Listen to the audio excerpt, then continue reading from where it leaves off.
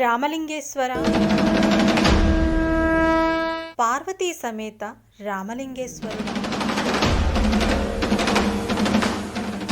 ఆయన కొలువైన కొండ అనువనువున పరమ పవిత్రమైనది. రాముడు నడయాడిన కొండ.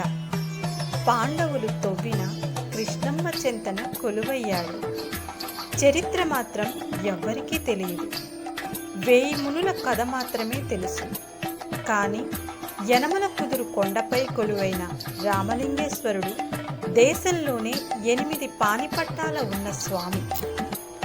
స్వామి క్రింద భాగాన పుట్టను తనలో దాచుకున్నాడు. అభిషేక జలాలు పుట్టను తాకి నిత్యం అభిషేకిస్తూ ఉంటాయి. ఎన్ని వేల సంవత్సరాలు అయ్యిందో కానీ ఇంద్రకీలాద్రి, విజయకీలాద్రి మధ్యనున్న కొండ భాగమే రామలింగేశ్వరుడి నిలయం.